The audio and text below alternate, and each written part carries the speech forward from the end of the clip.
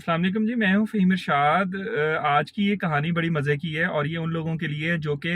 جن کو اللہ تعالیٰ نے کفیل بنایا ہوا ہے اپنے خاندان کا، یعنی گھر کے وہ ارننگ ہینڈز ہیں، کمانے والا ہاتھ ہیں۔ بہت سارے لوگ ایسے ہوتے ہیں جو کہ کماتے تو ہیں، اپنی فیملی کو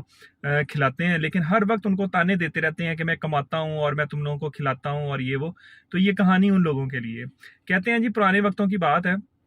ایک آدمی جو ہے وہ ایک دکان وغیرہ چلاتا تھا اور اپنے گھر کا جو ہے وہ کفیل تھا۔ اس کے دو بچے تھے، تین بچے، ایک بیٹی دو بیٹے، اور ایک اس کی بیوی تھی اور اس کے ماں باپ تھے۔ تو وہ ہر وقت جو ہے نا یہ جتاتا تھا کہ میں جو ہوں کماتا ہوں اور تم لوگوں کو کھلاتا ہوں اور یہ اور وہ۔ تو وہ خیر وہ ایک دفعہ کسی بزرگ کے پاس گیا تو بزرگ نے انہیں بتایا کہ اگر آپ کماتے ہیں تو آپ اس کے اوپر گھمنڈ نہ کریں، بلکہ اللہ تعالیٰ کا شکر ادا کریں کہ آپ کو اللہ تعالیٰ نے جو ہے وہ وسیلہ بنا دیا ہے کمانے کا، اور آپ دینے والا ہاتھ ہے نہ کہ لینے والا ہاتھ۔ اس پر وہ کہتا ہے کہ جی یہ کیسے ہو سکتا ہے کہ میں اگر کماتا ہوں تو میں کیسے جو ہوں یہ بات نہ کہوں لوگوں کو، میں تو کمانے والا ہاتھ ہوں، میں تو محنت کرتا ہوں، میری اپنی دکان ہے، میں اپنی بیگم کے خرچے پورے کرتا ہوں، بچوں کے اور اپنے ماں باپ کے بھی خرچے پورے کرتا ہوں اور یہ اور وہ۔ جس پر وہ کہتے ہیں کہ نہیں، اس میں تمہاری کوئی بڑائی نہیں ہے کہ اللہ تعالیٰ نے تمہیں چوز کر لیا، تم صرف ایک وسیلہ ہو، اگر تم نہیں رہو گے تو اللہ تعالیٰ کوئی اور وسیلہ پیدا کر دے گا۔ جس پر وہ کہتا ہے کہ جی میں تو اکیلا کمانے والا ہوں، اگر میں نہ کماؤں تو میرے گھر میں بچے تو چھوٹے ہیں، تو کون کمائے گا، کیسے وسیلہ پیدا ہوگا؟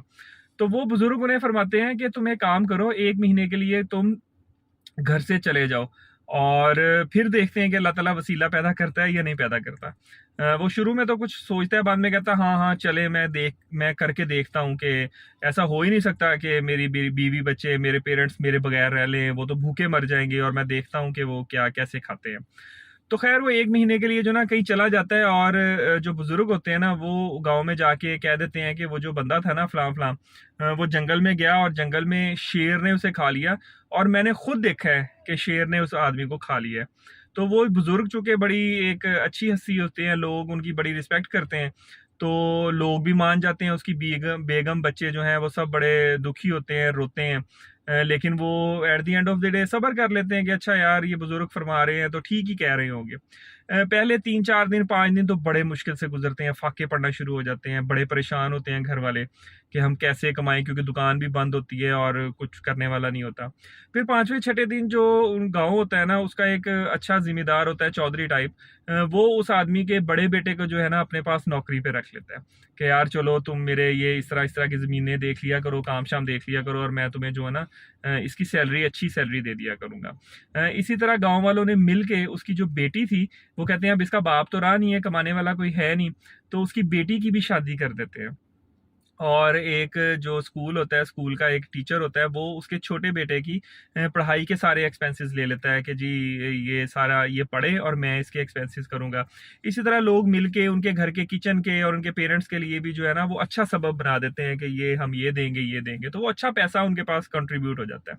خیر دن گزرتے جاتے ہیں اور مہینہ جب پورا ہوتا ہے تو رات کو وہ آدمی اپنے گھر دستک دیتا ہے۔ اس کی بیگم دروازہ کھولتی ہے، پہلے تو وہ ڈر جاتی ہے کہ یہ شاید میرا خاوند تو مر گیا تھا تو یہ اس کا کوئی بھوت ووت آ گیا۔ تو وہ اس کو کہتا ہے کہ نہیں نہیں، میں مرا نہیں تھا، اور میں تو ایسے جو ہے نا وہ یہ سارا ہم نے کیا تھا کہ میں دیکھتا ہوں کہ میرے بغیر گزارا ہوتا بھی ہے یا نہیں گزارا ہوتا، تو اب تم لوگ بتاؤ کہ تمہارا گزارا کیسے ہوتا ہے۔ تو وہ بیوی کہتی ہے کہ بھائی تم اپنے آپ کو بڑا تیرمار خان سمجھتے نا، اب تم دوڑ جاؤ، تمہارے بغیر ہمارا بہت اچھا گزارا ہو رہا ہے، ہمارا جو بڑا بیٹا ہے وہ بھی اچھی سیلری اس کو ملتی ہے، لوگ ہمیں کافی مدد کرتے ہیں، بیٹی کی شادی بھی کر دی ہے، اور مجھے تمہاری اب کوئی ضرورت نہیں ہے، دوڑ جاؤ یہاں سے۔ تو وہ خیر بیچارہ بڑا پریشان ہوتا ہے اور وہ بھاگ کے اسی بزرگ کے پاس جاتا ہے کہ بزرگوں یہ تو الٹی پڑ گئی ہے، میری بیگم تو مجھے کہتی ہے دوڑ جاؤ یہاں سے، اور ہمارا بڑا اچھا گزارا ہو رہا ہے، تو آپ بتائیں میں کیا کروں۔ جس پر بزرگ انہیں کہتے ہیں کہ میں نے تو تمہیں کہا تھا کہ اللہ نے صرف تمہیں چنا ہوا تھا، تمہیں وسیلہ بنایا ہوا تھا، تم دینے والے نہیں تھے، دینے والی ذات اللہ کی ہی ہے، تم لوگ صرف وسیلہ بنے ہو، اور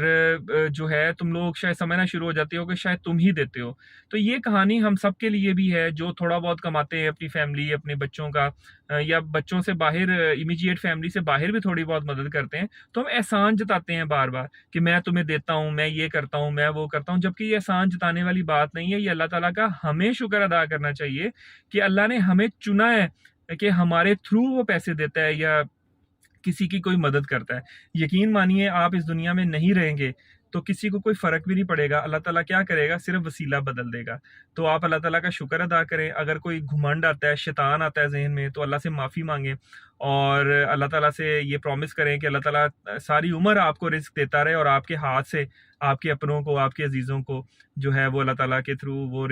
آپ کے تھرو اللہ تعالیٰ رزق عطا کرتا رہے. بس آج کی کہانی بس ان لوگوں کے نام جو تھوڑا بہت اللہ جن کو دیتا ہے اور وہ آگے اپنے ہاتھ سے اپنے خاندان والوں کی مدد کرتے ہیں. اسی کے ساتھ مجھے دے اجازت. اپنا بہت خیال رکھیے گا. اللہ حافظ.